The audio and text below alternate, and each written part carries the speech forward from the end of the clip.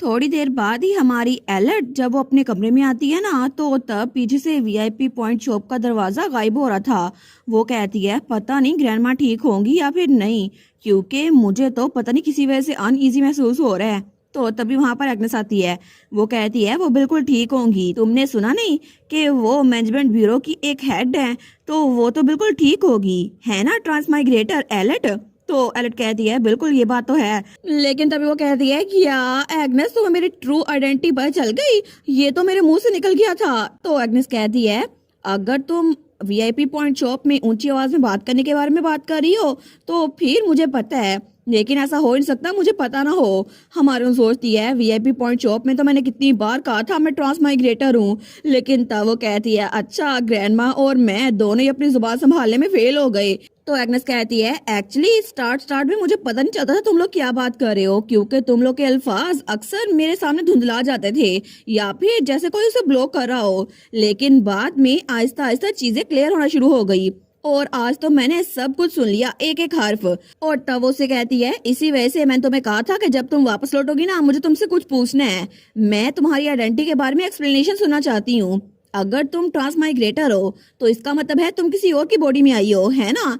तो एलर्ट कहती है वो, लेकिन तभी वहां पर नोटिफिकेशन आई थी एडवोकेट ऑफ कॉन्फिडेंशियलिटी, उन्होंने इम्प्रॉपर कन्वर्सेशन के साइन डिटेक्ट किए और यहाँ पर भाग आए हैं। एडवोकेट ऑफ कॉन्फिडेंशियलिटी आप वो प्रेस कर रहे हैं कि आप 2 स्ट्राइक वाली रिपीट ऑफेंडर बनना चाहती हैं। तो एलर्ट कहती है मैं तो कुछ भी नहीं कहा, लेकिन तभी नोटिफिकेशन आई थी एडवोकेट ऑफ कॉन्फिडेंशियलिटी, वो शौक हो रहे हैं कि एग्नेस एजलेट आप उसकी हेवनली सीक्रेट जानने की रेंज वो फाइनल स्टेज पे पहुंच चुकी है। तो एलर्ट सोचती है क्या उसकी अलाउंस रेंज वो मैक्सिमम हो गई है, इसका मतलब है कि अब मैं एग्नेस को कुछ भी बता सकती हूँ। लेकिन वो सोचती है अगर मैं इस बारे में सोच ही रही हूँ तो एग्नेस तो पहले भी हर बार मेरे साथ ही होती थी, और पिछली बार जब मैं वीआईपी पॉइंट शॉप में गई थी ना तभी वो मेरे साथ ही थी, लेकिन मुझे लगा था कि वो मेरे साथ बिलोंग करती है और एक सोल स्टेट में है, इसी वजह से इस दुनिया पे उसका कोई इन्फ्लुएंस नहीं पड़ेगा। तो नोटिफिकेशन आई थी एडवोकेट ऑफ कॉन्फिडेंशियलिटी को इसकी वजह पता चल गई है। एडवोकेट ऑफ कॉन्फिडेंशियलिटी वो गुस्सा हो रहे हैं और कह रहे हैं कि ये जनरल स्टोर वाली ग्रैंडमा का काम है जिसकी वजह से लूप होल हो गया है और इसी वजह से वो अपने बिजनेस को पोरली मैनेज करती हैं। तो हमारी हीरोइन सोचती है कि जनरल स्टोर वाली ग्रैंडमा ने कुछ काम किया है, लेकिन तभी एग्नेस कहती है एलर्ट मुझे जवाब दो, क्या अभी भी तुम मुझे अपनी असली आइडेंटिटी के बारे में कुछ नहीं बता सकती। तो एलर्ट कहती है नहीं, असल में मैं तुम्हें आज सब कुछ बता दूंगी। और तब वहां पे बैठते हुए कहती है ये बहुत ज्यादा लंबी कहानी होने वाली है एग्नेस, और तब उसने उसको सब कुछ बता दिया था A to Z। तो एग्नेस कहती है सच में, इसका मतलब है अगर तुमने जो कुछ भी बताया है वो सच है तो हम लोग एक नावल के अंदर रह रहे हैं, लेकिन ये नावल इसके अंदर जो फिक्शन था वो रियलिटी बन चुका है। तो हमारी एलर्ट कहती है बिल्कुल, एग्नेस और मैं दोनों असल हैं, लेकिन पहले ये सिर्फ फिक्शन था। तो एग्नेस कहती है इसका मतलब है कि मैं इस दुनिया पे जो यकीन करती थी ये सब कुछ भी झूठ था, तो इसका मतलब है इस नावल को किसी राइटर ने लिखा था जो कि इसका क्रिएटर था, और शुरू से ही हम लोग उसकी लाइफ जी रहे हैं और मेरी पूरी जिंदगी एक इल्यूजन थी। हमारी कहती है नहीं नहीं ऐसी बात नहीं है, मुझे ग्रैंडमा ने बताया था कोई भी क्रिएटर दूसरे क्रिएटर को नहीं बता सकता, इसका मतलब है स्ट्रिक्ट ऑर्डर एंड गुड वो डेफिनेटली एग्जिस्ट करता है और उसी ने इस दुनिया को अबंडन कर दिया, जिसकी वजह से ये नावल की स्टोरी ये ऐसे चल रही है। तो एग्नेस कहती है इसका मतलब है कि ये दुनिया ये बिना किसी क्रिएटर के डिस्ट्रॉय हो चुकी है, बस थैसरेट की रिग्रेशन ही है जो कि इस दुनिया को तबाह होने से रोक रहा है ना। तो एलर्ट कहती है बिल्कुल, और ये बात तो उसके 99 साइकिल में रिवील हुई थी जो कि ओरिजिनल स्टोरी का लास्ट पार्ट था। तो एग्नेस कहती है लेकिन एक इंसान ये सब कुछ कैसे बर्दाश्त कर सकता है, और ये सब कुछ जो मैंने इतनी दुनिया में फेस किया ये सब कुछ भी झूठ था। तो हमारी उन कहती है एग्नेस वो सोचती है सच्ची इस क्रिएटर को नावल छोड़ के भागना क्यों था, आखिर वो थैसलिड और एग्नेस को सफर कैसे करवा सकता है, मुझे तो सच में उस ऑथर पे गुस्सा आ रहा है। तो एग्नेस कहती है लेकिन एलेट मुझे एक बात समझ नहीं आ रही, क्या अभी तक इस नावल की कहानी बिल्कुल वैसे ही चल रही थी जैसे कि तुमने पढ़ी थी, लेकिन अब नावल वो सच में एक रियलिटी बन चुका है क्योंकि तुम इस दुनिया में आ गई हो। हमारन कहती है क्या तुम्हारा कहने का मतलब है कि ये नावल ये पहले लिखा गया था और उसके बाद उस क्रिएटर ने इसमें कुछ चेंजेस किए थे। वो सोचती है एक मिनट ये बात सेंस तो बना रही है क्योंकि original novel infinite return to save the world उसके दो फेजेस थे। सबसे पहला फेज उसमें 85 लूप तक था जहां पर कहानी स्मूथली चल रही थी और पार्ट 1 और पार्ट 2 डिवाइड हो गए थे। लेकिन 85 साइकिल तक पार्ट 1 था जो कि ओरिजिनल स्टोरी थी और जिसके हिसाब से सब कुछ अच्छे से चल रहा था। अगर थेस्लेट दुनिया को बचा लेता तो उसका लूप खत्म हो जाता और 86 साइकिल से पार्ट 2 स्टार्ट हुआ जहां से दुनिया को बचाने के बावजूद भी वो रिग्रेशन से बच नहीं पाया। तो इसका मतलब है कि दूसरे वाला हिस्सा पार्ट 2 वो स्ट्रिक्ट ऑर्डर एंड गुड ने लिखा था। एक तरह से उसने नावल की स्टोरी को आगे चलाने की कोशिश की थी, लेकिन बाद में वो दरमियान में बोर हो गया और वहां से निकल गया और थेस्लेट वो इस दुनिया में फंसा रह गया। लेकिन इस डायमेंशनल लॉ की वजह से दुनिया को डिस्ट्रॉय हो जाना चाहिए था। फिर भी थेस्लेट बार बार टाइम में वापस जाता रहा और दुनिया को बचाता रहा, बार बार टाइम में वापस जाके जैसे वो दुनिया की मरहम पट्टी कर रहा हो। लेकिन पार्ट 2 के लास्ट में आखिर में रीड पैदा हो गया जिसकी वजह से थेस्लेट भी इसको बचा नहीं पाया और थेस्लेट ही रीड बन गया। लेकिन इसी वजह से तो ये नावल का कंटेंट वैसा बन गया जैसे कि ओरिजिनल स्टोरी के एंड पे हुआ था। लेकिन वो सोचती है इसका मतलब है ये सारा कुछ ऐसे होना नहीं चाहिए था, ये सिर्फ बग्स की वजह से हुआ है। तो वो कहती है लेकिन पार्ट 2 उसकी डिफिकल्टी की वजह से ये नावल जो कि असल में एस रैंक का था वो एसएस रैंक का हो गया और इसकी वजह से मैं भी सफर कर रही हूँ। क्या ये सब कुछ इसलिए हुआ क्योंकि ट्रांसमाइग्रेशन ब्यूरो वो एक क्रिएटर को यहाँ पे रोक नहीं पाए? क्या ये सच है? तो नोटिफिकेशन आई थी एडवोकेट ऑफ कॉन्फिडेंशियलिटी वो अपनी आंखें रोल कर रही हैं। क्रिटिक फॉर बैलेंस वो तो कॉफी पिए जा रहे हैं, उनको पता भी नहीं उनकी जुबान चल रही है। और आर्किटेक्ट ऑफ स्काई स्लेपर वो तो अपने टावर में जाके अपने आप को बंद कर रहे हैं। स्केल्ड जल्दी सोइल वो अपनी साइड पे पोक कर रही हैं और voice that shape the world वो जल्दी से उछल रहे हैं। लेकिन voice that shape the world कह रहे हैं कि एक चेयरमैन के बेटे होने की वजह से क्या वो इस दुनिया को छोड़ के भाग सकते हैं। और एडवोकेट ऑफ कॉन्फिडेंशियलिटी उनका मुंह बंद कर रहे हैं कि इन सबको ये सब कुछ नहीं बताना। लेकिन हमारे सोचती है क्या ये सारा कुछ हो रहा है और मुझे किसी ने बताया भी नहीं। वो सोचती है मैं तो इस दुनिया में रीइंकार्नेट हो गई हूँ लेकिन मुझे इतना गुस्सा चढ़ रहा है, तो इस दुनिया के जो असल लोग हैं उनको कितना गुस्सा चढ़ा होगा। और सबसे बड़ा विक्टिम वो तो थेस्लेट ही है क्योंकि उसको बार बार टाइम में वापस आना पड़ रहा है। तो तभी एग्नेस कहती है हे एलेट, मैं इस बार में बहुत ज्यादा केयरफुली सोच रही थी, मुझे लगता है कि तुम मेरी बात को मना नहीं करोगी। तो इसका मतलब है तुम्हारा ट्रांसमाइग्रेशन ब्यूरो वहां पर जो voice that shape the world है क्या वो मुझे भी अपने फॉलोअर के तौर पे एक्सेप्ट कर लेगा? हमारे कहती है क्या? तो वो हाथ हिलाते हुए कहती है बिल्कुल सिस्टर एग्नेस, तुम आ जाओ, हम लोग तुम्हें एक्सेप्ट कर लेंगे क्योंकि इस दुनिया में बाकी कुछ भी नहीं रखा। लेकिन तब थोड़ी देर बाद हमें शाम का सीन दिखा जाता है और तभी वहां पर कोई खून की खांसी कर रहा था और तब उसके हाथ पे बहुत ज्यादा चोट लगी हुई थी। वो था हमारा थेस्लेट, जैसे उसको बहुत ज्यादा तकलीफ हो रही हो। तो वो सोचता है डैम इट, आखिर ये बार बार मेरे साथ ही क्यों होना होता है। वो सोचता है जिस वक्त मैं उस बुक के पास था ना तो तब भी मेरे साथ यही हुआ था। मुझे लगा था कि जैसे किसी ने मुझ पे अटैक किया हो, जैसे वो पावर इस दुनिया से ना हो लेकिन इस डायमेंशन से अलग हो, और इस बार भी मुझे ऐसा ही लग रहा है। तो तभी वो ड्रॉर खोलता है और तब उसके अंदर से पोशन निकालने लगता है। वो सोचता है एक हीलिंग पोशन, मुझे ये पीना ही होगा। लेकिन जैसे वो उस पोशन को पकड़ता है ना वो सोचता है मुझे हर बार एलिट यही देती थी, जब भी हम किसी सब्जुगेशन पे जाते ना तो वो मुझे चुपके से ये दे देती थी। वो कहती थी कि अगर तुम्हें थोड़ी सी भी तकलीफ हो रही है ना इसको पी लेना, ठीक है।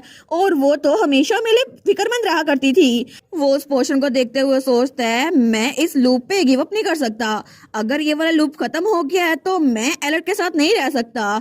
वो सोचता है प्लीज प्लीज बस एक बार मुझे इस बार सिर्फ इस लूप में जिंदा रहने दो, मैं बस जीना चाहता हूँ एलर्ट के साथ। और तब हमें सुबह का सीन दिखा जाता है जब हमारी एलर्ट वो वहां से आगे बढ़ रही थी। तो तभी वो थेस्लेट के कमरे के बाहर पहुंच के कहती है थेस्लेट क्या तुम ठीक हो? तुम ब्रेकफास्ट के लिए नहीं आए थे ना, तो इसलिए मैं पूछने के लिए आ गई क्या कुछ हुआ था। लेकिन तभी थेस्लेट दरवाजा खोलते हुए कहता है सॉरी एलेट, मुझे आज अच्छा नहीं लग रहा था। और उसके चेहरे पे मरहम पट्टी हुई हुई थी। वो कहती है क्या आखिर तुम्हें हुआ क्या है, तुम्हारे चेहरे के साथ क्या हुआ है, क्या तुम्हें किसी ने बुली की है, आखिर हुआ क्या है मुझे बताओ।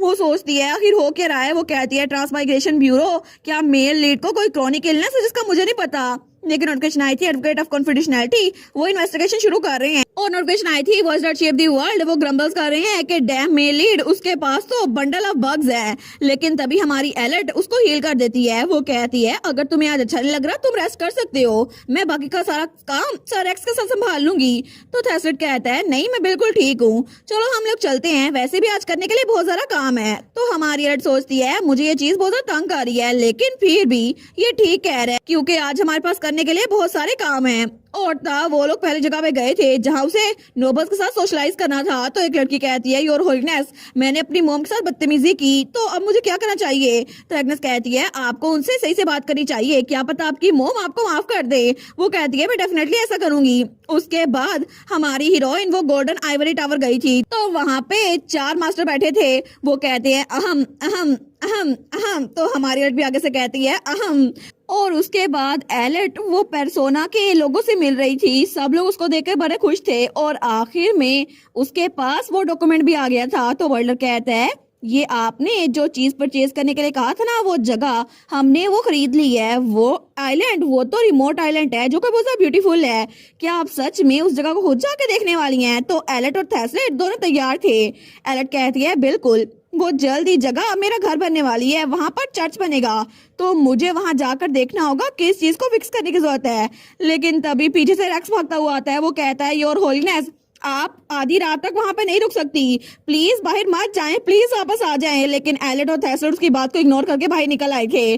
तो हमारी हीरोइन कहती है, थेस्लेट, वो तो देखो वहां पे फाउंटेन है, कितना खूबसूरत है ना? तो वो जल्दी से भाग के फाउंटेन की तरफ जाती है। वो कहती है, एग्नेस, यहाँ देखो एक डक भी है। तो तभी थेस्लेट उसको देखते हैं, तो तब उसके पास आते हुए कहता है, ये कितना अजीब है ना? हमारन कहती है, क्या अजीब है? वो कहता है, तुम हर जगह ऐसे घूमती हो जैसे तुम्हें ये जगह पता हो, लेकिन तुम जब उसको देखती हो तो जैसे तुम पहली बार देख रही हो। ऐसा लगता है कि तुम्हें हर एक जगह का पता है, लेकिन तुम्हारी नॉलेज वो विजुअल नहीं है। शायद तुमने इसके बारे में किसी बुक में पढ़ा था। तो हमारा कहती है, हैं? तो तभी नोटिफिकेशन आई थी, एडवोकेट ऑफ कॉन्फिडेंशियलिटी। वो थोड़े टेंस हो रहे हैं। वो सोचती है, थेस्लेट, इसका मतलब है ये पूरा टाइम मुझे टेस्ट कर रहा था, जैसे इसे पता हो कि मैं कुछ छुपा रही हूँ, लेकिन ये मुझसे पूछ नहीं रहा था। वो कहती है, थेस्लेट, क्या हम ट्रूथ एंड डेयर बाद में खेलें? मुझे लगता है अभी हमारे लिए बहुत बड़ा मसला है। वो कहता है, बिल्कुल, मैं जानता हूँ, हमारा पीछा किया जा रहा है। तो एलेट कहती है, ऐसा लगता है ये वेल ट्रेन असैसिन है, लेकिन हमें कोई सीन क्रिएट नहीं करना, तो हमें किसी ऐसी जगह जाना होगा जहाँ लोग ना हो। और तभी वो दोनों आगे बढ़ रहे थे, लेकिन तभी उनके पीछे वो असैसिन भी उनके पीछे ही बढ़ा था। और तभी वो दोनों उस आइलैंड में पहुंच गए थे, लेकिन तभी वो मेंशन जहाँ पर उन्होंने वो जगह खरीदी थी ना, तो तब वो उसके सामने थे। तो हमारा थेस्लेट कहता है, लगता है टारगेट मैं हूँ, तो तुम्हें यहाँ से दूर रहना चाहिए। तो एलेट कहती है, क्या पता कि ये मेरे साथ ऑब्सेस हो, इसी वजह से तुम्हें दूर रहना चाहिए। तो एलेट कहती है, तो एनीवेज हम दोनों को अलग हो जाना चाहिए, चाहे वो तुम्हारे पीछे हो या मेरे पीछे हो। लेकिन अगर वो एक दूसरे के साथ डिस्ट्रैक्ट हो गया ना, तो अगर वो तुम्हारे पीछे हुआ मैं उसको हमला करूंगी, और अगर वो मेरे पीछे हुआ तुम उस पर हमला करना। और तभी वो लोग मैंशन का दरवाजा खोलते हैं, लेकिन तभी एक दूसरे की तरफ देखते हैं, और तब वो दोनों मैंशन के अंदर आ गए थे। लेकिन दूर से वो असैसिन, वो भी उनके पीछे पीछे उस मैंशन के अंदर ही आ गया था। लेकिन जैसे वो खिड़की से अंदर देखते हैं ना, तो हमारी हीरोइन वो एक रूम में छुप गई थी और थेस्लेट वो दूसरे रूम में छुपा हुआ था। और तब वो असैसिन वो उनमें से एक कमरे का दरवाजा खोलने लगता है, लेकिन दोनों ही चौकन्ना थे। और तभी उसने जो दरवाजा खोला था ना, वो थेस्लेट के कमरे का था, और तभी थेस्लेट उस पर हमला कर देता है। लेकिन वो असैसिन वो थोड़ा सा पीछे हटता है, और तब उसको डॉज करता है और उस पर खुद से हमला करता है। लेकिन हमारा थेस्लेट वो अपनी तलवार से उस पर हमला कर रहा था, तो थेस्लेट उस पर बार बार वार किया जा रहा था, लेकिन वो असैसिन उसके वार को रोकी जा रहा था। लेकिन तभी थेस्लेट वो जमीन पे वार करता है, तो वहां से वो असैसिन गायब हो गया था, और तभी थेस्लेट के पीछे पहुंच चुका था। थेस्लेट को पता भी नहीं था, लेकिन तभी थेस्लेट के हाथ से वो तलवार गायब हो जाती है। तो वो असैसिन इस बात का फायदा उठाते हुए थेस्लेट के ऊपर वार करता है। वो सोचता है इसने अपनी तलवार नीचे फेंक दी है ना, लेकिन तभी हमारे हीरो के हाथ में फिर से वो तलवार आ गई थी, उसने समन कर ली थी। तो हमारा हीरो यकदम ही उस पर दोबारा से वार करता है। तो वो सोचता है, क्या इसने एक स्वॉर्ड को समन कर लिया इतनी जल्दी? लेकिन तब थोड़ी देर बाद हमारा हीरो वो कहता है, फाइनली मुझे पता चल गया, तो आखिर में ये तुम ही थे। तो वो था ऐश, वही असैसिन जो हमारी हीरोइन को पिछली बार डंजन में मिला था। वो कहता है, क्या क्या तुम मुझे जानते हो? लेकिन तभी वहां से हमारी एलेट भी आ गई थी। वो कहती है, ऐश। तो वो वहां पर देखते हैं, तो एलेट वहां खड़ी थी। वो कहती है, तुम यहाँ पर क्या कर रहे हो? तो ऐश कहता है, सिस्टर, हम फाइनली मिल ही गए। बाय द वे, मैं खुश हूँ कि आपको मेरा नाम याद है। तो थेस्लेट कहता है, तुम दोनों एक दूसरे को जानते हो? तो ऐश कहता है, बिल्कुल, हम दोनों तो एक दूसरे को अच्छे से जानते हैं। आधे साल पहले डंजन में सिर्फ हम दोनों रह गए थे, तो तब सिस्टर ने मुझे बड़ी थ्रिलिंग मेमोरी दी थी और वो तो कुछ और इमेजिन करवा लेता है। तो हमारी अलर्ट कहती है ऐसा कुछ मत कहो जिससे चीजें मिसअंडरस्टैंड हो जाए। तो तब वो कहती है मैंने एक बार इसकी जान बचाई थी, लेकिन ये तो बड़ा चिकी हो रहा था, मैंने इसको थोड़ा डिसिप्लिन किया था। तो थैसलर कहता है अच्छा, लेकिन तब वो बेचारा जेलस हो रहा था। वो कहता है क्या लोगों को बचाना तुम्हारी हॉबी है या फिर कुछ और? तो एलेट कहती है ठीक है छोड़ो इस बात को, तुम मुझे बताओ तुम हमारा पीछा क्यों कर रहे थे? तो ऐश कहता है वेल, लेकिन तभी वो जमीन पे झुकता है और कहता है ओ नो मेरा पेट। तो एलेट कहती है क्या हुआ तुम्हें? वो कहता है मेरा स्टमक बहुत ज्यादा दर्द कर रहा है, मुझे भूख लगी है। वो बेचारा वो तो भूखा था बस। तो एलेट अपना खाना निकाल के उसको दे देती है। वो कहता है सच्ची ये तो बड़ा टेस्टी है। सिस्टर क्या ये सब कुछ आपने बनाया है? तो हमारून कहती है बिल्कुल, लेकिन थोड़ा आराम से खाओ और मुझे बताओ कि क्या तुम इतने दिनों से भूखे थे? वो कहता है बिल्कुल मैं इतने दिनों से भूखा था, मैं 2 दिनों से कुछ भी नहीं खा पाया। मेरे लिए तो ये ऑर्डर जारी किया गया अगर किसी ने मुझे देख लिया तो जान से मार डाले। इसी वजह से मैं तो अपने गिल्ड से भाग रहा था, लेकिन पता नहीं किसने उस टावर मास्टर को मार दिया जिसकी वजह से हर किसी की नजर हम पे है। तो हमारे सोचती है ओरिजिनल स्टोरी में भी तो कुछ ऐसा ही हुआ था। टावर मास्टर को जब रीड ने असैसिनेट कर दिया था ना, तो उसके बाद मेज रिपब्लिक के लोगों को लगा कि ऐश की guild the night eagle guild वो लोग कल्प्रिट है और उन्होंने किल ऑर्डर जारी कर दिया। लेकिन तब ऐश कहता है इसी वजह से मैं डची ऑफ फेनरिन में आ गया, लेकिन जब मैं यहाँ पर आया तो मैंने आपको देखा, तो मैंने आपका पीछा किया और आप तो एक होली नाइट भी बन चुकी हैं सिस्टर, आप मुझे हायर कर सकती हैं। मेरे पास तो क्लियर रिजल्ट्स हैं और अफोर्डेबल प्राइस है, और अगर आपको अपने चीटिंग एक्स बॉयफ्रेंड को मरवाना हो या फिर किसी और को मरवाना हो तो मुझे बता दीजिएगा। हमारन कह दिया लेकिन मैं ऐसा क्यों करूंगी? तो तभी थैसलर कहता है एलेट, लेकिन तभी यश कहता है बाय द वे आखिर ये लड़का कौन है जो आपके साथ खड़ा है? मुझे तब से घूरी जा रहा है, ऐसा लगता है ये तो हमेशा से आपके साथ ही था। तो हमारा हीरो कहता है मैं हूँ होली स्वॉर्ड का मास्टर थैसलर आर्जेंटा। वो कहता है आपसे मिलकर बड़ी खुशी हुई ब्रदर थैसलर, मैं हूँ ऐश नाइट, मैं तो सिस्टर का एक्सक्लूसिव असैसिन हूँ, आपके साथ तो अक्सर मिलता रहूंगा। लेकिन हमारी उसका हाथ पीछे हटाते हुए कहती है मजाक करना बंद करो, मैं तुम्हें हाइड नहीं कर रही। वो सोचती है पिछली टाइमलाइंस में ऐश ने थैसलर को मारने की कोशिश की थी, ऐसा तो हो नहीं सकता ना कि थैसलर इसके साथ कंफर्टेबल हो। तो ऐश कहता है आप मुझे हायर नहीं करेंगी, मैंने तो ग्रैंड ड्यूक के कैसल से आपका पीछा किया था कि मैं आपसे बात कर सकूं। हमारी कहती है ग्रैंड ड्यूक के कैसल से, लेकिन मुझे पता किस दिन चला? वो कहती है थैसलर तुम्हें पता था? वो कहता है नहीं, मुझे भी प्लाजा में रियलाइज हुआ। वो कहती है मुझे भी, लेकिन एग्नेस कहती है मैं भी श्योर नहीं थी, इसी वजह से मैंने कुछ नहीं कहा। तो हमारी हीरोइन सोचती है इसको तो हम तीनों में से कोई भी नोटिस नहीं कर पाया, मुझे लगता है इसका हमारे साथ रहना अच्छा साबित होगा। तो एलेट खड़े होते हुए कहती है ऑल राइट, मैं वाइस कैप्टन से तुम्हारे बारे में बात करूंगी। तो ऐश कहता है वाइस कैप्टन कौन है? तो थैसलर की तरफ इशारा करते हुए कहती है ये देखो वाइस कैप्टन। तो ऐश कहता है हैं ये वाइस कैप्टन? वो कहता है ये तो बिल्कुल भी प्रॉमिसिंग नहीं लग रहा। तो एलेट कहती है एनीवेज तुम्हारा इंटरव्यू हम बाद में लेंगे, अभी के लिए तुम जा सकते हो, हमें यहाँ पे काम है। वो कहता है ठीक है सिस्टर, मैं आपसे बाद मिलूंगा, आपसे भी ब्रदर। और उसके बाद वहां चला गया था। लेकिन तब एग्नेस कहती है ये तो बड़ा सोशलेबल असैसिन है, लेकिन क्या तुम सच में उसको हायर करने वाली हो और यहाँ पर तुम्हारा क्या काम? तो हमारन कहती है यहाँ पर मेरा एक्चुअली बहुत बड़ा काम है, क्योंकि ये फाउंटेन जो यहाँ पर है ना, इसके अंदर एक डंजन छुपा हुआ है। तो वो कहती है एक डंजन इस फाउंटेन के अंदर, लेकिन इसी वजह से शायद तुमने ये जगह खरीदी थी है ना, लेकिन ये डंजन ये है क्या इसके अंदर बहुत ज्यादा पैसे है? तो हमारून कहती है बिल्कुल इसमें बहुत बड़ा पैसा है, इसमें मरमेड्स रहा करती हैं, जिस डंजन में जाने की हम लोग पहले बात कर रहे थे ना बिल्कुल वही, और हम लोग वहां जाते हैं और अपने मिलियन गोल्ड लेके आते हैं। वो सोचती है सारा लूट का माल मेरा होगा। तो एग्नेस कहती है ये हुई ना मेरे डिसाइबल वाली बात, लेकिन तभी वो लोग फाउंटेन के अंदर जाते हैं। वो कहती है ठीक है थैसलर चल चलते हैं, और तभी उनके सामने उस डंजन का दरवाजा खुला आया था। तो एलेट कहती है हम लोग जा रहे हैं मरमेड डंजन में, सी ऑफ द ग्रेट फ्लड। लेकिन जैसे ही वो लोग डंजन में दाखिल होते हैं ना, तो वो डंजन का गेट बंद हो गया था और तभी वहां पे सिर्फ फाउंटेन चल रहा था। लेकिन तभी उस फाउंटेन के पानी में जैसे बिजली चमकती है और तभी वो बिजली फाउंटेन के पानी से बाहर भी निकल रही थी। तो वहां से ऐश जा रहा था। वो कहता है अब मैं कहाँ पर जाऊं, कहाँ जाके सोऊं? लेकिन तभी उसे पीछे से कुछ एहसास होता है। तो जब वो पीछे देखते हैं ना, तो तभी वहां पर सिर्फ उसके चिल्लाने की आवाज आती है, जैसे किसी चीज ने उसे वहां से धकेला हो। और इसी के साथ ये वाला पार्ट यहीं पर ख़त्म। तो आप लोग बताइएगा आप लोग को ये पार्ट कैसा लगा, और वीडियो को लाइक और चैनल को सब्सक्राइब लाजमी कीजिएगा। बाकी वीडियोस का लिंक भी स्क्रीन पर नज़र आ रहा होगा, तो काइंडली उनको भी चेकआउट कर ले। और thank you so much for watching my videos. Stay safe, bye bye.